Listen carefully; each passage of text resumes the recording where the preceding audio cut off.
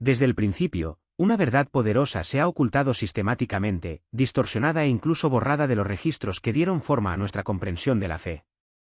Durante siglos, nos alimentaron con una versión endulzada de la historia bíblica, donde las caras pálidas dominan las páginas sagradas y la presencia africana se reduce a mera sombra. Pero, ¿qué pasaría si te dijera que África y su gente no era un simple apoyo, sino protagonistas esenciales en el curso del plan divino? Que desde el Edén hasta el Calvario, Dios tenía su narrativa incluyendo, y a menudo destacando, aquellos cuya piel lleva los tonos profundos de la tierra de los que todos vinimos. Esto no es supremacía, sino justicia histórica. No es una cuestión de color, pero en realidad. Porque cuando la historia es escrita por los ganadores, los detalles inconvenientes son barridos debajo de la alfombra. Pero la palabra de Dios no se inclina ante las agendas humanas. Ella revela, expone y restaura. Y mientras nos sumergimos en las Escrituras con los ojos libres de prejuicios, descubrimos una herencia que muchos intentaron borrar, pero que Dios mismo conservó. Prepárese para conocer 7 verdades impactantes sobre la presencia negra en la Biblia, hechos que desafiarán todo lo que pensó que sabe. Más que información, es evidencia de que el amor de Dios nunca tuvo fronteras, y su propósito siempre ha incluido todo. Antes de continuar, sin embargo, un recordatorio crucial: este viaje no se trata de división, sino de revelación. La Iglesia de Cristo es un mosaico de naciones, lenguas y grupos étnicos, y reconocer nuestra historia común no nos separa, nos une. Luego abra su corazón, examine las Escrituras y permita que la verdad lo libere. Primera verdad: los primeros humanos probablemente tenían piel oscura.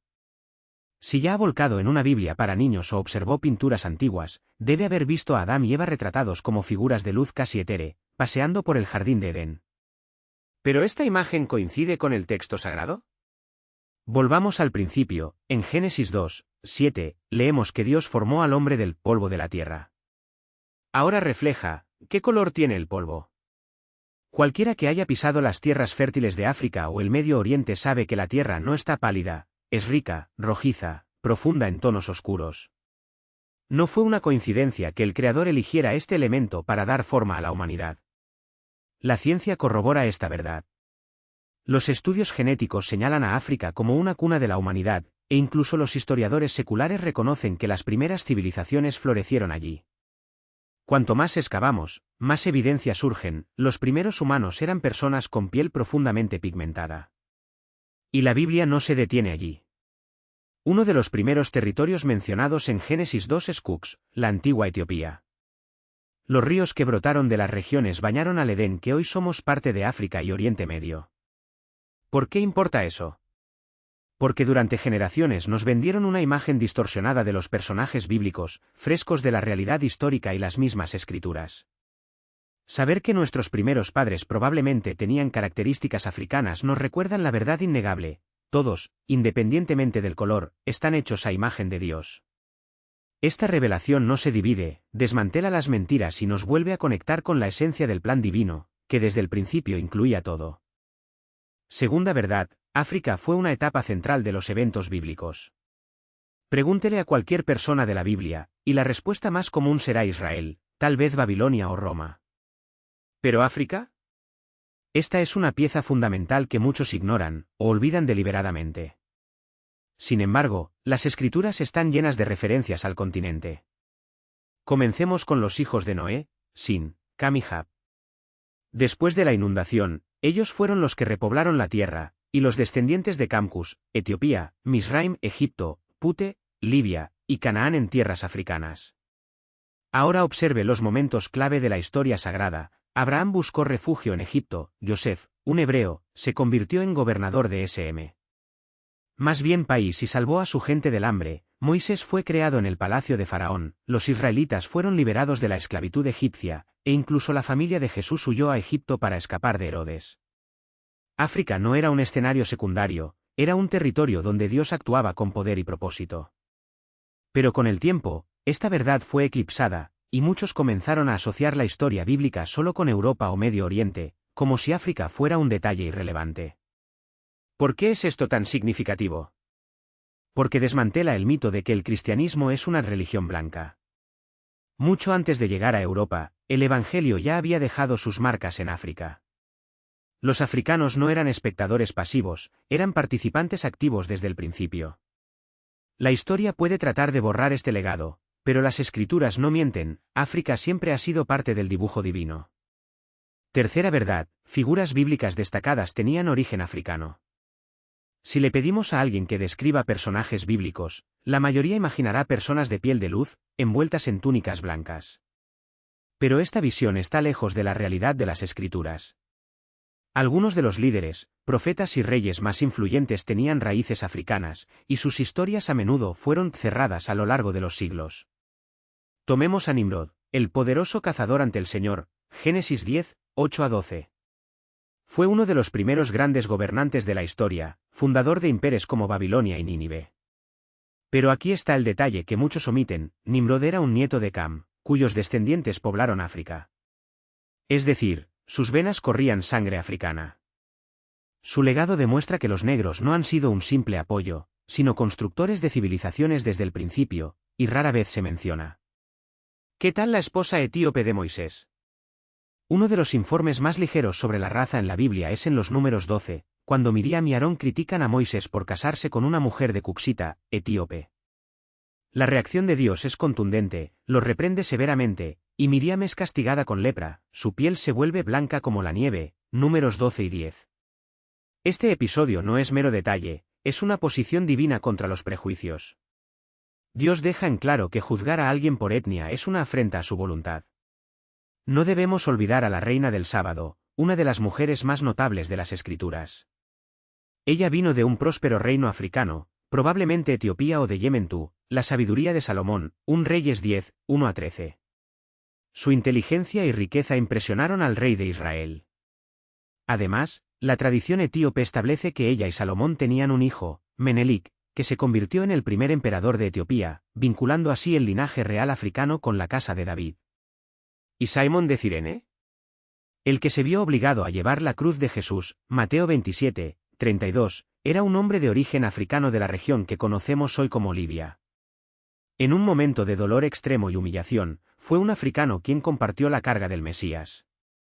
Estos no son casos aislados, son evidencia que Dios usó, y continúa utilizando, personas de todos los grupos étnicos para cumplir con sus propósitos. La cruz que Simón llevó en Marcos 3 y 21 no fue una oportunidad, fue un acto divino. Un hombre del norte de África, de la misma tierra que ahora llamamos Libia, fue elegido para estar con Jesús en el momento más crucial de la historia. Piénselo, cuando el Salvador del mundo llevaba el peso de nuestros pecados, era un hombre negro que tenía el privilegio de compartir esa carga sagrada. No era un detalle sin importancia, era una señal de que Dios honra a todos sus hijos, independientemente del color de la piel. ¿Y el eunuco etíope de Hechos 8, 26-40? Un oficial de alto patente, que viaja en su carruaje, leyendo el libro de Isaías, un hombre de prestigio, búsqueda espiritual y sed de la verdad. Cuando Filip, guiado por el Espíritu Santo, se acercó, ese corazón ya estaba preparado. Eunuco Cru fue bautizado allí y devuelto a África como uno de los primeros registros convertidos al cristianismo. Esto no es solo la historia, es una revelación. La fe cristiana llegó al continente africano antes de llegar a Europa. No como una imposición, sino como una elección. No como colonización, sino como una revelación divina. ¿Por qué importa eso? Porque no estamos hablando de figuras secundarias. Estamos hablando de líderes, hombres de influencia espiritual, cuyas vidas estaban entrelazadas en la narrativa sagrada mucho antes de que los grilletes, los esclavos o las teorías racistas intenten borrar su importancia. Su presencia en las Escrituras es un recordatorio innegable: los negros siempre han sido parte del plan de Dios. No es tan solidario, sino como los protagonistas de una historia que comenzó en el Edén y se extiende a la eternidad. Y aquí llegamos a una de las mayores distorsiones ya perpetuadas contra un pueblo, la maldición de Cam. Una mentira tan bien tejida que justificó siglos de esclavitud, pero tan frágil que se desmorona al más mínimo toque de la verdad bíblica. Vamos a lo que realmente dice la Escritura en Génesis 9, 18-27. Noé, después de la inundación, planta un viñedo, bebe demasiado y se duerme en su tienda. Cam, su hijo, lo ve y le dice a sus hermanos, Sinihab, quien, con respeto, cubre al padre sin mirar. Cuando Noé se despierta, su ira no está dirigida a Cam, sino el Canaán, uno de sus nietos, maldita sea Canaán. Siervo que el siervo será para sus hermanos, Génesis 9 y 25. Aquí están los hechos que desmontaron el mito. 1. Canaán no era africano, sus descendientes poblaron lo que hoy es Israel, Líbano y Siria, no África. 2. La maldición era específica, no llegó a todos los niños de Cam, y mucho menos a sus futuras generaciones. 3. El cumplimiento fue histórico, no racial, la profecía referida a la conquista de Canaán por los israelitas, Joshua 9 a 12, no a la esclavitud transatlántica. Y, sin embargo, durante siglos, los traficantes de esclavos y teólogos racistas torcieron este texto para maldecir todo un continente. Una manipulación tan perversa como es absurda. ¿Dónde en las Escrituras Dios maldice a un pueblo por el color de la piel? En ningún lugar. Lo que la Biblia realmente condena la opresión, cualquiera que robe a alguien y lo venda, o se encuentra en su mano, seguramente será asesinado, Éxodo 9 y 16. Aquí no hay ambigüedad, la trata de personas es un crimen punible por la muerte. La idea de que los negros estaban destinados a la esclavitud es una invención humana, un dispositivo para justificar lo injusto.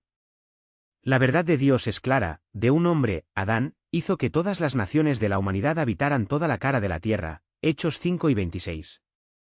No hay carreras superiores o inferiores a tus ojos. La maldición de la cámara es otra prueba de cómo el hombre distorsiona la palabra para servir a sus intereses. Pero la justicia de Dios no se inclina ante las mentiras.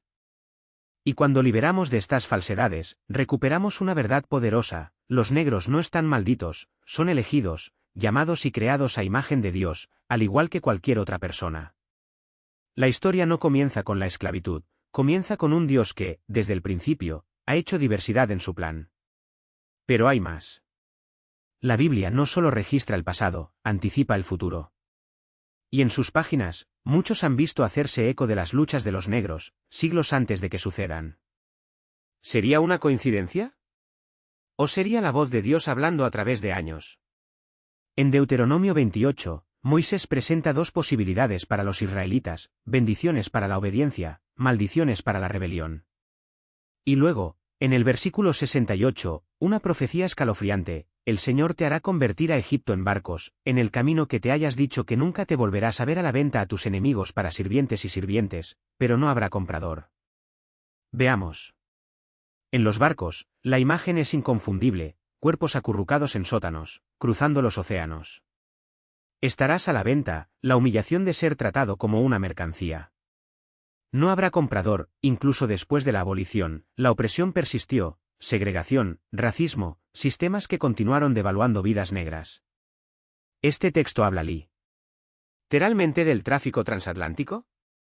Debate de los teólogos.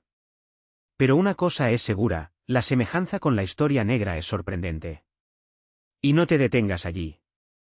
La Biblia está llena de advertencias contra la opresión. El Señor hace justicia y juicio a todos los oprimidos, Salmo 103, 6. Los que oprimen a los pobres para aumentar sus bienes son necesarios, Proverbios 10 y 16. Has aprendido a hacer el bien, practicar lo que es recto, ayudar a los oprimidos, Isaías 1 y 17. Dios no es sordo al grito de los afligidos. Él ve. Él escucha. Y su justicia vendrá, no en nuestros tiempos, sino en el tuyo, lo cual es perfecto. Porque la historia de los negros, aunque marcados por el dolor, no termina en la esclavitud. Así como Dios liberó a Israel de Egipto, justo cuando crió a los jueces para salvar a su pueblo de la opresión, así como Jesús vino para proclamar libertad a los cautivos, Lucas 4 y 18, también tiene un plan de redención para los negros. Se registró cada rotura. Cada grito, escuchado. ¿Y la restauración? Ha comenzado. Porque el plan de Dios siempre ha sido para todas las naciones, y eso definitivamente incluye a los negros. La idea de que el cristianismo es una religión blanca es una de las mayores falsificaciones de la historia. Desde el principio, los africanos eran pilares de fe. En Hechos 13, 1, encontramos a Simón, llamado Níger, que significa negro, enumerado entre los profetas y maestros de la iglesia primitiva. La iglesia de Alejandría en Egipto fue uno de los centros teológicos más influyentes del mundo antiguo. Agustín de Hipona, cuyo trabajo dio forma a la teología occidental, era un hombre africano. E incluso antes de que los misioneros europeos pisen el suelo africano, el cristianismo ya floreció allí, tomado por hombres como el eunuco etíope, no por conquistadores, sino por discípulos. La verdad es simple, Dios no dio el Evangelio a los negros como una limosna. Los eligió como portadores de su luz desde el principio. Y cualquier narrativa que intente borrar esto no es solo falso, es una afrenta al corazón de Dios. La idea de que el cristianismo llegó a África solo para la colonización es una mentira que se derrumba frente a la historia. La verdad es que el continente africano fue uno de los primeros en recibir buenas noticias, y los negros no son meros espectadores de la fe, son sus pilares desde el principio. La diversidad del cielo, una de las pinturas más gloriosas de las Escrituras, está pintada en Apocalipsis 7, 9, después de estas cosas, miré, y esta es una gran multitud, que nadie podría contar, de todas las naciones, tribus, pueblos y lenguas, de pie ante el trono y antes del Cordero. El cielo no es un reino monocromático, no es un club exclusivo de una raza o grupo. Es el lugar donde cada nación, cada tono de piel, cada lengua se unirá en adoración con el Dios que no tiene el sentido de las personas. ¿Y por qué importa eso? Porque es una prueba de que los negros no son un pensamiento tardío en el plan de Dios, siempre fueron una parte esencial de él. Si alguna vez te sentiste excluido de la historia cristiana, si has oído que tu fe es prestada o secundaria, escucha bien, eres parte del diseño divino y ninguna mentira puede borrarla. Los negros llevan un patrimonio espiritual que proviene del corazón de Dios, y ese propósito no ha terminado en tiempos bíblicos, sigue cumpliendo hoy. A menudo, la historia negra se reduce a una explicación del dolor, esclavitud, opresión, lucha. Pero la verdad es que, desde el principio, los negros han sido protagonistas de algo mucho más grande. Dios siempre ha tenido un plan soberano para los negros, y este plan todavía está en movimiento. Un patrimonio espiritual rico, profundo e innegable. Ya hemos visto cómo África ocupó un lugar central en las Escrituras, cómo las figuras bíblicas eran negras, ya que el cristianismo africano precedió al europeo en siglos. Pero hay algo aún más poderoso, Dios ha usado, y todavía usa, hombres y mujeres negros para dar forma a la fe. Los cristianos etíopes estuvieron entre los primeros en seguir a Cristo. La Iglesia africana ha dado a los gigantes mundiales del pensamiento cristiano, como Agustín. A lo largo de la historia, los creyentes negros les encantó y permanecieron firmes incluso bajo persecución. La fe cristiana no es solo parte de la historia negra es una parte inseparable del cristianismo. Y el llamado de Dios a los negros hoy no es un eco del pasado, sino una realidad viva. La historia no terminó con las últimas páginas de la Biblia. Dios todavía está escribiendo su plan a través de vidas negras, misioneros que lideran el Evangelio hasta los fines de la tierra, pastores transformando comunidades, creyentes que adoran, ayunan e interceden con la misma fe no calificada que los héroes de las Escrituras. No importa lo que diga el mundo, su herencia es de fortaleza, de fe, de propósito. Fuiste elegido.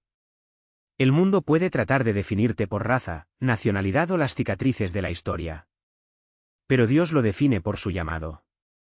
1 Pedro 2, 9 no deja duda, pero eres elegido raza, sacerdocio real, nación santa, gente de propiedad exclusiva de Dios, para proclamar las virtudes de aquel que te llamó de la oscuridad a su maravillosa luz.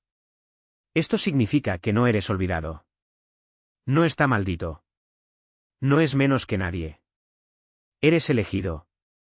No importa qué batallas hayas enfrentado, no importa qué historia distorsionada intente imponer, el plan de Dios para ti es más grande. Ha llegado el momento de caminar en su identidad divina. Durante demasiado tiempo, la verdad sobre los negros en la Biblia ha sido ignorada, silenciada o tergiversada. Pero ahora la luz brilla, Dios siempre lo ha incluido. No se trata solo de la historia, se trata de quién eres. Cuando entiendes tu lugar en sus ojos, sin mentira, sin opresión, ninguna enseñanza falsa puede sacudir tu certeza. No eres una oportunidad. No es un apéndice en la narrativa de Dios. Te llaman, se crea con un propósito, y no comete errores. Todo lo que Dios hace es intencional. Las luchas pasadas no definen su futuro, define. Hay grandeza en ti, y tu historia todavía se está escribiendo en tu vida. Ahora la pregunta es, ¿qué harás con esta verdad? ¿Dejarás que el mundo dicte quién eres, o te encontrarás en lo que Dios declara de ti?